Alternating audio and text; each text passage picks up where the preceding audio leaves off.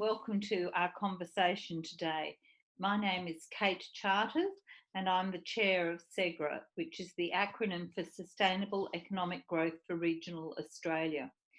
SEGRA is delighted to welcome you to this, the 11th of our conversations about COVID-19 and regional Australia. I'd like to particularly welcome our two guest speakers for today, Phil Preston, collaboration expert and author of Connecting Profit with Purpose, and Donna, manager of New South Wales Ageing and Disability Commission and Disaster Welfare Area Coordinator. Welcome to both of you and thank you very much for joining us today. SEGRA is committed to enhancing the capacities of regional, rural and remote Australia to deliver sustainable economic growth, both through the community, the environment, and the economy. We've been pleased to be fully subscribed to this timely initiative, and it won't be possible for people to talk during the panel discussion. However, there is a chat box, and if I could strongly encourage people to ask questions through the chat box or have input in terms of information about your own circumstances or a resource that we might not be aware of. We review all the comments for input into future sessions, and we also are recording this event, so it will be available on the SEGRA website on Monday. You'll also notice at the top of the chat box is a link to the resources we've put together. So please avail yourself of that list of web addresses that are particularly relevant. One of the things that's come across in this series of webinars is the importance of communication, but of being the right information at the right time. And we hope that this resource centre will assist you in this way. Well, as the pandemic continues to make its way across the world and the Australian state and territory governments act to address the unfolding situation, SEGRA wanted to provide a forum for people who live, work and invest in regional Australia, the idea being to advance the issues impacting on regional, rural and remote Australia. So at the end of the webinar, I will put together a communique and that will be released to the SEGRA database, but I'm also about to do a summary communique, which I will be sending to all state and federal politicians. The idea of this webinar is to assist in bringing together key issues and opportunities whilst hearing firsthand from people tackling the impacts of COVID-19 in regional Australia. These impacts will be across health, the broader economy, education, business, lifestyle and well-being, to name a few. Robert has been collating all the key issues and has a diagram of that information. Robert, can you please show us your diagram and talk us through it? Thank you. No worries, Kate. We'll give a bit of an update on how we've been travelling. I'll just pull the screen up. Just a second. Rightio. Yeah, I mean, our whole conversation has always been around about trying to, I suppose, understand what will be the post-pandemic regional Australia. So that's certainly something that's evolving day by day and week by week. But working back from that, we were looking, particularly with the SEGRA initiative, to see, well, what might be the unique regional bridge for the transition from where we are to the new world at the other end of this. So over the last 10 panel sessions, we've been putting together a summary of information, and there's Kate's communique at the end of each one, and then I picked 2 or 3 key, I suppose, resonating points out of those. And we've been building this diagram from really the right to the left over the last 5 or 6 weeks. So I'll just show it here. We've updated it a bit under those 4 values areas of business, education, health, wellbeing and lifestyle. We're just looking at those as trying to scan particular stakeholder groups that we should talk to. We've added the sessions. We're up to session 11 today, so we've covered a number of, I suppose, different areas. And since my last report to the group, where we finished around the communication module, we've had the discussions with the universities and also the Chamber of Commerce representatives, and a few things have come out of that as far as similarities that regional communities and stakeholders we need to be providing good information, what's true, what's real, to enable people to make the best decisions. There were discussions about we should look at the upskilling we're required and bridging to the transition to try and have as much of that as possible within the region.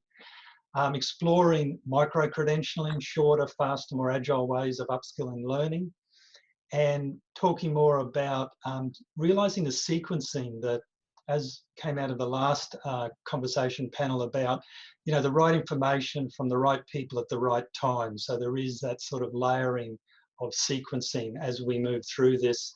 And there's a lot of discussion about collaborative regional strategies, which is probably a very good segue into today's session, Kate. Thanks, Robert. Well, I might turn to you, Phil, first. Phil, please introduce yourself. Tell us a little bit about yourself. And then I would like to just pose the following question to you, which is, what do you see as the key challenges for regional Australia as we move through COVID-19? Right, so, thank you. Yep, thank you, Kate. Great to be on here. And I guess I've done a range of work in different collaborative situations.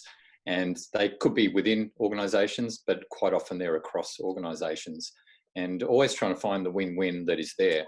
And interestingly, the win-win often is there. It just takes different, we've got to get over different hurdles to find it sometimes, particularly when we're, what Donna and I will be talking about a lot today, I guess we'll be traversing between different types of organisations, because everyone has their own culture, their own motivations, and their own languages that they use. And that's just, I guess, the tip of the iceberg. So myself, I'm a speaker, facilitator, and consultant to projects that have collaborative challenges. Now, coming to your question, I think, in a way, I'd say the project we'll be talking about in Wagga Wagga is almost like a prototype for what we'll need going forward. And the reason for that is, what we were doing was trying to get beyond a situation where we just say, here's another program that government can fund, moving that more towards government being, I guess, more of a facilitator of a process. So not being, a funder, but more of a facilitator of a process that would bring other parties together.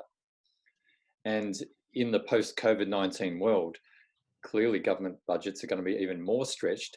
Arguably, you'd say they were extremely stretched beforehand, but they'll be even more stretched going forward. So we need to do more of, I guess, putting the private sector resources together with the, I guess, not-for-profit sector funded programs and other resources that are already there. We don't need to necessarily create a lot of new things or require a lot of new funding. We just need to do more with what's already there. So I think that's sort of a little, I guess, insight from me into COVID-19. And to set the scene for the project we're talking about, it really came about because there was a very large business in Wagga. Some might know the meat processing business there that employs nearly 1,000 people. They had trouble sourcing entry-level workers. At the same time, in their community, there's very high unemployment in social housing areas. And there's people there who would fit the profile of what the company was looking for, and yet the bridge wasn't being made. So the work Donna and I've been doing, and more recently Donna rather than me, I was in there more at the early stage, was around how do we create the right strategy, and then how do we facilitate these parties to come together? Because one of the, I guess, the issues was the company saw this, I guess they saw the problem in a way that we didn't see it, and likewise the community was seeing a problem in a very different way, and we can unpack that as we go through. All right. Thanks very much, Phil. And Donna, if I can invite you into the conversation now, just give us a little bit of your background and where your organisation's sitting in the COVID space at the moment. Thanks very much, Kate. Yeah, look, my role at the moment is different to the role I had, obviously, when I was starting the work with Phil. I work with what was known as the New South Wales Department of Family and Community Services, and is now the New South Wales Department of Communities and Justice. So essentially I was working in the field around supporting the community development of social housing communities, and how we were providing the best possible support for young people and their families within, the social housing space. Currently, I'm still with the Department of Communities and Justice, but also doing some work with the Ageing and Disability Commission. So, and working specifically with adults with disabilities and the elderly population in our communities. I guess for us in terms of COVID, there's going to be a big shift in the way in which we are thinking at a regional level about how we are providing services, because the coffers are very low. And, you know, when we're thinking about how we can support regional growth and support people to have communities grow and develop, we often resort straight to, as Phil alluded in the introduction, we resort straight to, well, what are the funded projects that we could put in place? COVID is going to present us with a completely different scenario, because, you know, the mantra I'm hearing is that there's no new money. So we're going to have to start thinking very strategically about how we pull together, come together and coordinate, I guess, not just the find out what's existing in terms of projects in the regions, but how we utilise those resources far more effectively and have a better coordination of those resources, and find out from each other about what our common goals are, and how we're all going to move forward in this space, given, you know, the restrictions are going to be high, the way in which we've worked is going to be different. Even just doing this, but, you know, today I'm running around the house trying to work out the best background. I've never had to think about that as a government representative attending meetings to work out, you know, problems for our demographic. So yeah, I think that's going to be the biggest confronting thing for us, to work very differently and not be so dependent on funding or funded projects. Mm-hmm, mm-hmm. Collaboration, thank you, Donna. Collaboration has been around as a buzzword, I suppose, for a long time. I see that there are lots of hurdles to get good collaboration happening. Phil, can you tell me a bit more, or tell us a bit more about how you see collaboration? What are the strengths of collaboration, or the opportunities in collaboration, but also where some of the pitfalls are, perhaps referencing your project you did in Wagga Wagga? Yeah, it's a universal set of themes that came up in that project, as would come up in any other collaborative situation. So I agree with your observation. It's a buzzword, and it's a little bit like innovation. We know we all need to do it, but if we had to actually tell people how we do it, we'd struggle to really articulate it.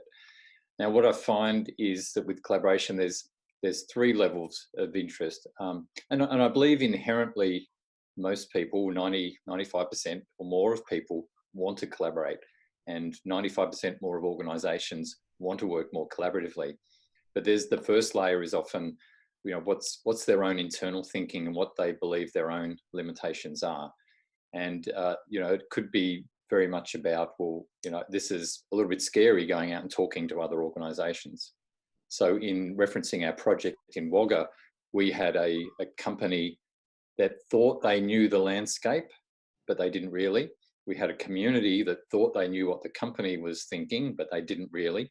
And to give you an example, the company was used to going out and doing barbecues at a couple of events and putting up a sign and thinking, well, that will attract people to come and work with us. And it was going to be a bit more sophisticated than that. So we had to find out, we had to, I guess, help them understand the existing approaches didn't work, and they had to think about this a little differently. From the community and the grassroots community perspective, one of the narratives was, and it's very low level language here, but the community narrative was, you're a pack of bastards who kill cows and employ 457 visa workers. Donna, I'm sure that you remember that narrative. So, but that's not what we were seeing. So we had to help change that mindset. So number one, it's I guess it's helping shift the mindset. What's going on in your own world that's impacting your ability to collaborate. Number two of the three levels is about the dynamic. How do you create a really strong and trusting room or dynamic for these people to work together? And I guess to quickly answer that, what Donna and I did in this process was really running out to organisations and people on an individual basis, a bit like a consultation, but it wasn't really a formal consultation. It wasn't just a casual chat. It was somewhere in between, and trying to find out what was really getting in the way of their participation and what they thought of other parties that were coming to the table. So we had to use that to help bring people together in a very, I guess, safe, what we'd call a psychologically safe way. So they felt it was like a low risk interaction. And some of the things we did in that very first meeting helped to de-risk the situation. And the third level, actually, Kate, comes back to the one you alluded to, I think, the most, was that purpose piece. You know, why are we doing this? What are we going to get out of it? And recognizing that collaboration isn't just a situation where you're working together to achieve a common goal. I know we think that's what collaboration is, and it's partly that, but it's also partly meeting our own individual goals as well. It's trading resources and skills to meet our individual objectives in the process of working towards a common goal. So those are the three levels you have to work at. You've got to break down what the conflicts of interest are, what people are trying to achieve individually as well as part of a group. And really that's what our process was all about. Sounds as though a lot of your process was building trust with the various segments. Obviously you could play a pivotal role within that. What sorts of strategies what did you see unfolding in terms of trust between groups? I guess I'd like Donna's perspective on this in a moment as well. From a personal perspective, when you're involved in going out and talking to groups that you haven't met before, the number one piece is listen.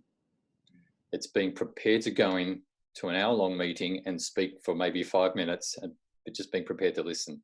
Now, some people don't want to speak for 55 minutes. They actually want to hear from you, and that's fine, but you've got to be prepared just to build that trust. You've got to listen to what they're saying.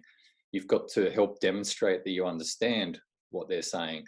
You have to empathize, but it's not helpful to be a sympathizer. A sympathizer is saying, oh, that's bad, that's terrible, that's not right. Isn't that helpful? Empathy is about showing you understand what they're going through, and then there are issues on the table. So I think that's the main part. But then when you're bringing people together, creating trust. Now, one of the meetings, well, the first time we did put everyone together, when they walked into the room, we had some things in the room. For example, out of the individual meetings we had, there were some quotes that people had said. Now, we didn't attribute names to these quotes, but when they walked into the room, they saw all these things on the walls and they could identify, I said that, even though the name wasn't on it. They felt like, my input's been taken on board here. I feel like I'm in a trusted space. And then during the meeting, we did invite people to tell their story. And a couple of people from the company who came from social housing backgrounds were there to tell their story, so that the social service organisations in the room and the community representatives were sort of hearing their own people tell their story about their involvement in the business. And again, I'd love to hear Donna's take on this as well, but that really broke open the whole thing. But when you work up to that stage, it's a high stakes game because it could all go horribly wrong if you don't get that piece right. Donna. Yeah, thanks, Kate. And Phil, I guess the thing that I'd like to just mention quickly was the people that we were trying to bring together were from 3 levels of government, the NGO sector or the funded organisations to deliver a service to community. We were trying to match them with business, local business, and then of course bring all of that together and collaborate with the very people we were trying to support, and that is community, the people within social housing. So I just wanted to highlight that they were the sectors we were trying to bring together, so you can imagine very quickly how difficult it was to establish trust between all of those organisations or all of those sectors. So to use the word that Phil used earlier, traversing those sectors and trying to bring them together with transparency, with honesty, with empathy, was at times very, very challenging. And I guess I just want to reflect quickly to deliver support and services to people, vulnerable people in vulnerable communities like social housing communities. First and foremost, we need to develop their trust. There's not just an assumption that, look, you're here to serve me, or, you know, the assumptions often are made, you know, what's going on here. They're very concerned about what it is you're trying to do with their life. So for us to come in and talk to them about employment, if finding a job, we were dealing with people in a community that were 5th generation unemployed. So we needed to gain their trust and understanding that, you know, who are we to come in and tell them that they need a job? If they're 5th generation unemployed, then they don't have a lot of role models around them to suggest that, you know, they even need a job. So developing that trust with them was really difficult. Then there was a completely different scenario of developing trust with the businesses, that we wanted to talk to them about, yes, you know, the people that we are potentially supporting to find employment within your organisation do have a number of difficulties. They have a number of challenges. So we had to gain their trust in saying that, you know, we will provide as much possible support around this person as we can so that you are getting the best possible employee. Then there's another level of trust, and I'm talking trust in that's very contractable. Trust in terms of, look, we've paid you or we've funded you to do this certain work for us. We need to now make sure that you are delivering on that. You still need to develop trust. You can't just fall back on, well, this is the contract, this is what you've been paid to do, so you just need to do it. As Phil mentioned, you really have to listen to all of these groups and get as best an understanding as you can to develop the empathy and a way forward to gain their trust and to, I don't know if convince is the right word, but to get into a space where you all have that common goal. It's not about compromise. It is about win-win. So developing trust across all of those sectors was about really understanding what does win look like for you, and how do we somehow bring it all together with this local problem that we have, finding local solutions so that we can, you know, get that win-win happening. It just can't be about compromise, because that suggests that we're only asking people to go so far. What we want to do is have a win-win situation.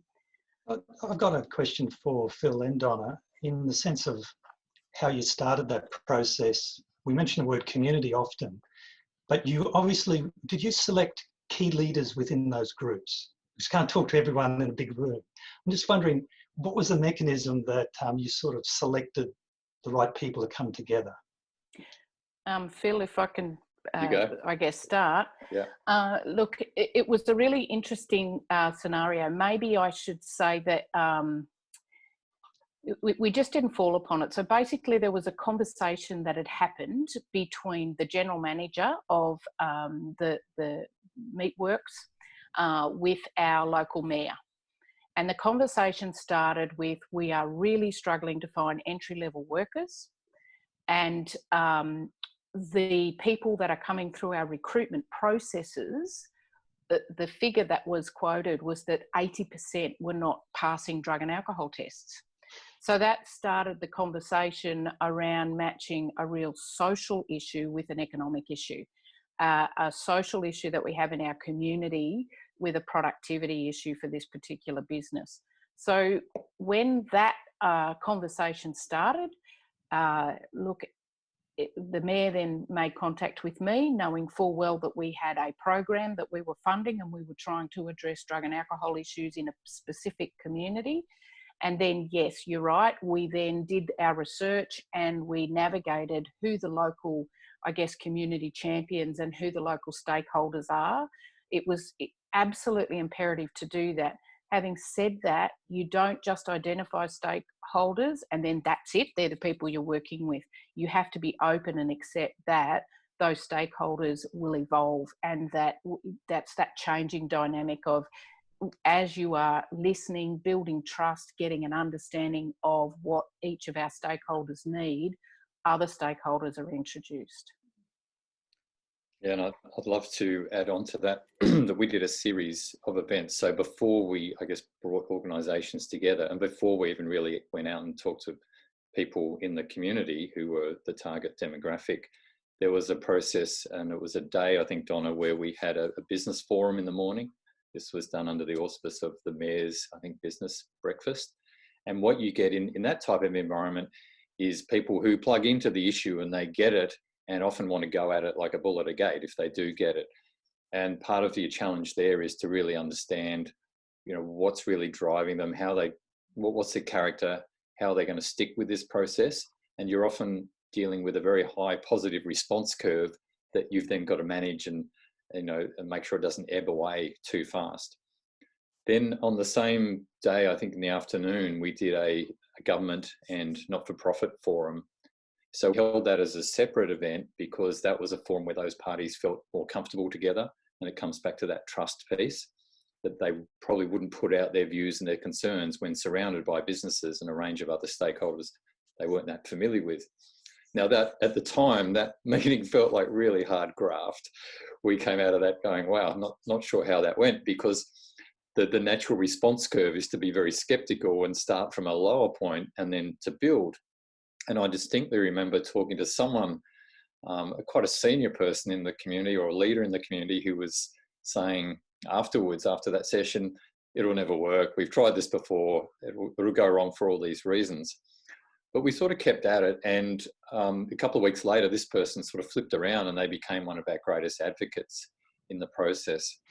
So the other, I think, important overarching piece here is we took an approach. This, I think, comes back to your question very much so, Robert, is in terms of selection, we wanted people to invest something in the process to opt in, rather than start with everyone in the area coming along as a group of 100 different organisations trying to be involved in the same thing. So we said who wants to be in this and who deserves to be in this versus who do we exclude. And I found that brought a lot of energy to the whole process. Mm. I like your word, Donna, that you weren't going to people to look for compromises. I have a saying that compromises often means that everyone goes to the movie that no one wanted to see. And I thought that was a very strong point that you were making, that you were almost negotiating with your client group around a win situation. That's something, a point that I think is really worth confirming. I suppose my other question, though, is how do you get all three tiers of government or spheres of government to collaborate when they've all got their own statutory obligations that they're working under? I can see you could get business and community, but how did you wrangle government into collaboration? That's a really tough one, because being, a member of the state government, there was a lot of work that I had to do with Phil within my own organisation, let alone working with then local government and federal government. So it's a really tough one, because to try and gauge the accountabilities that each of us have, then work out where they overlap each other. What are the commonalities then in those accountabilities? Sorry, I'm not sure if I've articulated that properly. That was the challenge for me. So when I said that I had to work with Phil to even educate my own department about why it was so important to do the work that we did. So we were looking at trying to support getting people to find employment. The first response back to me from the powers that be, from my supervisors, was, we don't do employment. That's up to the federal government. The federal government fund job actives and different organisations. So one of the strategies was then to really, show how unemployment was impacting on our core business and how unemployment was impacting on us achieving our accountabilities and getting the best possible outcomes for our client base. So one of the strategies is educating within your own about the importance of traversing those government boundaries. Another strategy, I think, it just goes back to what Phil was saying, really truly listening, not listening so that you hear what you want to hear, really listening to what it is that they need to achieve. And when you've built that trust, the next thing I think that's really important is showing that you do understand that they have certain challenges and barriers to achieve their outcomes as well. When you bring government together, if I can only talk to you in experience, I guess. So I had a situation where local government were very sceptical of state government and cost shifting from one level of government to another. So we had to do a fair bit of work there in having those open conversations and dialogues about what key responsibilities would be and where key funding was and you know how that related to our accountabilities. Then you had a federal government who are not terribly I guess frontline service delivery as state government is. So then we had to work at how we brought those two sectors together in the sense that, okay, we're at the front line, we're the ones doing the barbecues, we're the ones doing the home visits, we are the people that can come to you about the issues for our client base. Whereas federal government tend to be more, well, we are contract managers and we're the people that are making sure that the funds are going to organisations to, you know, deliver on those outcomes. So it was, I guess I felt piggy in the middle, and state government quite often is in the middle, but I guess it's really defining, well, what was local government's role, what was state government's role, what's federal government's role, and how do we coordinate the resources and bring those three areas together to find where that intersect is so that we get that win-win. And you talk in win-win. How do we tick your boxes? How do we tick your boxes? How do we tick your boxes? I might chime in there and more put this back to Donna. I think one of the keys to that is maintaining a really clear and transparent view and be doing that consistently, because we did walk into a lot of meetings with other levels of government, and to be honest, we had no idea what was going on in the minds of those participants, because they would typically want you to come in and talk about what you're doing, and very much on a listening basis from their part, but listening for what reason, quite often you would not know. So I think and it shows up the dimension of time. So it takes, unfortunately, you can't accelerate these things to the level you'd like to. Sometimes you've just got to keep showing up and be consistent. And that translates even over into the community space, where a lot of this strategy played out initially in the community centres. So the company showing up, for example, regularly at community centres, and in the first couple of instances, a couple of people might stick their head around the corner and say, oh, there's a barbecue going on here. I might go and get something from that, you know, versus a couple of months later, when they'd seen the company turn up 3 or 4 times, they felt more comfortable coming out and they saw other people in their community interacting with the company. I think it's exactly the same thing with any group of stakeholders. Government is no different. You've just got to keep showing up, being consistent, and then people start trusting in what you're doing.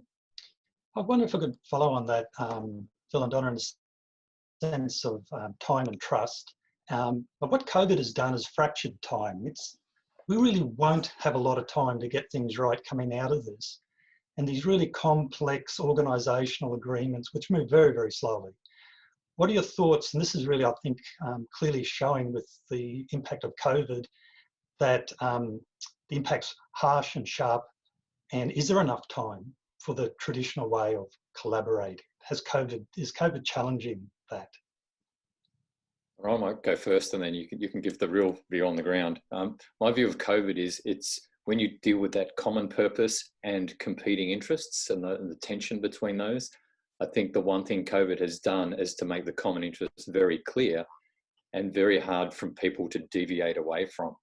So in terms of representing their own interests, I've found, I think a lot of companies, for example, have been willing to put their own interests a little lower on the agenda as a result of all this. Whether this is a structural change, I doubt it. I think in 10 years time, probably back to business as usual. But for now, there is, what do you call it? It's like a social norm. So social norms are things it's like an unwritten rule. This is the glue that's holding our society together. Those social norms have changed in the last couple of months, and that change will be lasting for a period of time. Whether it fundamentally changes everything going forward, I'm not sure. Have you said that? Yeah, look, I'm going to give you my optimistic view, because I think that's really important to start with. What's strong, not wrong. I think that you're right. COVID is going to present all of us with the common challenge now of having to coordinate our resource and to pull in local solutions for local problems.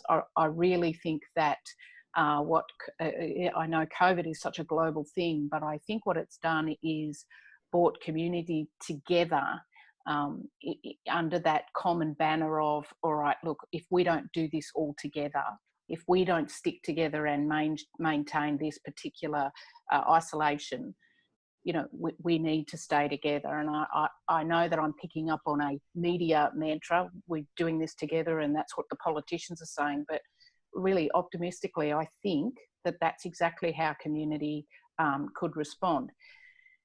The flip of that, I guess, is for me as a person in commissioning in government, we're going to, as I said earlier in the intro, have that heightened competitiveness now around trying to secure resources to meet our outcomes and to meet the demand of what community need from us as state government.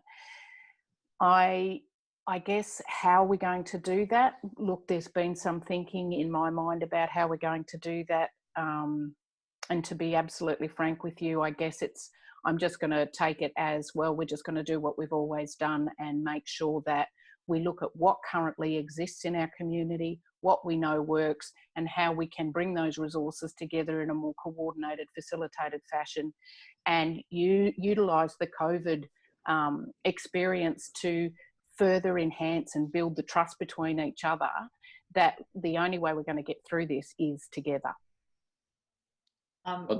We've got an interesting comment here from Mike from the Shire of Mundaring in WA, pointing out the importance of local businesses and industry collaborating with the local Chamber of Commerce and Industry. We talked about the local Chamber of Commerce and Industry and the role it's playing on Wednesday. And your client was essentially the meat factory. I would imagine that the recruitment was focused on young people, though I could be wrong there, but that young people are overrepresented in the unemployed. Did you have any strategies that were specifically around young people? Donna, do you want to go with that? Yep. So yeah, look, our focus did start with young people. Keep in mind that they were young people also that already had a lot of other challenges in their lives to overcome. If you remember, I said that the GM of that particular company went to the mayor and was talking about the difficulties they had with the 80% of people not passing the drug and alcohol test. There was an assumption that that those entry-level workers were coming from potentially social housing, and that for some reason only, you know, young people from social housing were the ones presenting it with the drug and alcohol problems. We actually found that that wasn't quite correct, and so we had to really debunk a lot of myths and really do our research and get to the truth of what was happening. I think that's really important for us then to identify a demographic that, you know, it's not just young people in social housing that were presenting with drug and alcohol issues. This was an issue for a lot of youth in the community, and I think it started a broader conversation. So some of the strategies that are really important is when you understand that truth, you need to understand the truth that's coming from young people as well. And I think we forget to talk with those very people that are going through that recruitment process. And I hope that that's something that we offered, Phil and I offered through the project, was an opportunity for the business to get a better understanding of community and those young people. So if I could just quickly give you an example, there's a young person that was living in social housing who had a job, but who reported to us it was far easier to throw that job in and go back to Centrelink because, or to their New Start fund, New Start income, because taking a certain amount of money home every week was actually causing problems for them with their family. And that young man was in fact having his income used by his father for his father's drug addiction. Now that story we told to people, obviously honouring the confidentiality of the young person involved.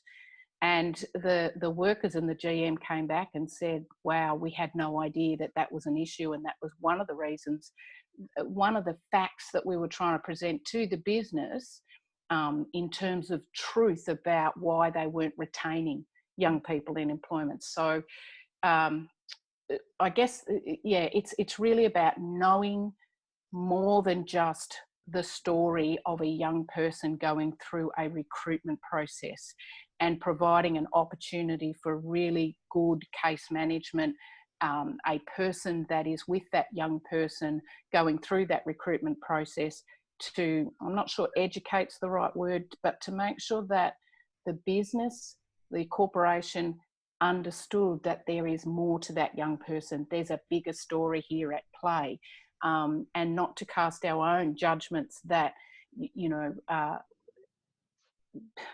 you have to have a job and that you're probably not worth anything if you don't have a job. For some young people, having a job causes more challenges. Mm. And to its credit, the company had some good in-company support and mentoring or buddy systems going on. However, perhaps not appreciating was the stuff going on outside of work, which is where the real challenge was. So in a way, although this was framed as an employment challenge, it was actually, as Donna mentioned, an employment and retention challenge, because there's no point just getting people into a job if they turn over quickly. And the stats that this company had on turnover was very high, and that was costing them quite a lot of money. So even in that whole discussion, part of our role was to not necessarily tell them what it was costing them, but to actually make it clear that it is costing them money, and therefore they had a good incentive to invest in the solution. Phil, I'm wondering if I could follow up on something earlier said about trust in your intro, which I think is a really core thing, trust and purpose. To maintain trust requires action and deliverables beyond talking. Traditionally, consultants can come in and do really, really good collaboration, build trust, but then over time, nothing's delivered. You got any comments about that transition of, yes, building trust, but trust doesn't last unless the deliveries, and often the deliverables are done by others. That's right. That didn't, so could you unpack that a bit? Well, I suppose the first part of that is that if we went round the group that's online here and said, give us 3 words that you think go into building up trust, we'd probably come out with 20 to 50 words. We'd have a big word cloud, and there's so many dimensions to it. And it's something that can't be purchased. It has to be earned. So it's very challenging. But I'd say, yes, consultants come in and do their stuff, and you have to recognise what that risk is. The flip side to that as well is I've certainly been in situations, not just in Wagga, but also in doing work in Burke, and it was pretty unusual to want to have someone from outside coming in and facilitating some deep and meaningful conversations in a very tight small town like Burke. However, there's some situations where being independent and being from outside the community is helpful to a point. However, I'm a big believer in local empowerment and local implementation, because that's the only way you get things to stick. So yes, I agree, when you have short-term contracts, it is difficult building trust. From a personal perspective, that involves just having satisfied clients and letting people know those clients are satisfied, and getting a reputation around that, I guess. But you see it breaking down quite a lot too. Time is just racing away from us. I'm going to indulge myself in one question before I ask you to just make some summation comments. But were there spillovers to other industries as a result of the work that you were doing? It's a great segue for you, Donna. So yes, there's definitely spillover. So we now are working with a number of different industries, a number of people or employers. I guess what I want to say is that we started with one business purely because we needed to get the model right. We needed to work out how we could best support young people in finding employment within one particular industry. From those learnings, we then discovered that we needed a better case management model, in the sense that we needed a more collaborative, integrated case management model for employment. As I alluded to earlier, even community, media, politicians assume that because it's funded from federal government, that it's just federal government that's working in the area of employment. We then, from those learnings, developed that model, and now what we are doing is through our tools of collaboration, approaching other businesses and other employers and saying, look, we've got this model where we are basically a linchpin or a centre tent peg that can bring all of these different people in and facilitate or coordinate that collaboration around that young person to find a job. So yes, it's expanded. And like I said, our last report, the view was in 2 years we wanted to find 50 jobs within social housing. We've been going less than 18 months, and we've now found 64. So we are forever evolving and working on this project, and it couldn't happen without really good quality collaboration. It can't happen either without that real centre tent peg. So our challenge is now how we sustain the tent peg. Yeah, terrific. Yeah, that's I really have to wind us up. So Phil, have you got some closing remarks you'd like to make? Yes, and happy to address questions about RDAs and Chamber of Commerce industry offline. I think that's an important conversation. But I guess the two key things for me are, one, government has a very powerful role here and can have a very powerful role in being the curator of these conversations and seeing the opportunities to bring partners together in different ways. And what that means, not just for government, but all the parties involved, is they'll be going into new types of conversations and potentially into awkward spaces that they haven't been in before. But that's really part of the process, and that's to be expected. So I think it's exciting, it's challenging, but it's also exciting at the same time. And Kate, am I allowed to flip up my absolutely my book here now? Every author should get a plug. There you go. So I've actually included a lot of the WAGA, I guess, experience in this book. It actually covers all levels, like big business, small business, local government, and not-for-profits in how you bring profit and purpose together. So if you're interested in that, you can use the code SEGRA 2020 from my website to get a discount on the book if that's something you want to go into. Thanks, Phil. Donna, have you got any closing comments you'd like to make? No, not really. I think Phil's really covered it off, and I'm glad he got the plug in of the book, because look, the purpose and profit coming together, government does have a opportunity here and a big role to play in bringing the parties together to be able to do that. I think we have to think strategically, we have to be innovative and use all the buzzwords and think outside the square, but it can be achieved. It absolutely can be achieved. Well, look, thank you both very much. It's a fabulous story to be able to tell, and I'm looking forward to reading the book as well. So if I could thank both Phil and Donna for their participation. We'll circulate a communique that captures the ideas in today's conversation and the remarks in the chat box. And we've also got a reference there to the Regional Development Australia groups and the way they might help. We'll circulate a communique. We also have in our latest news section on the SEGRA website, under the general button, put together some useful websites for people to access. If you'd like to contact me directly, my email is kate@segra.com.au or robert@vitalplaces.com.au. In your chat box, we've got a link to Robert's diagram that is evolving each session.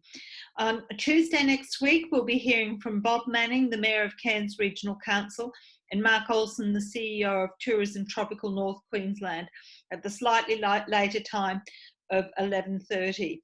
They'll be talking about COVID-19 and its impact on regional tourism. So I think that that'll be an excellent webinar and look forward to people joining us again then.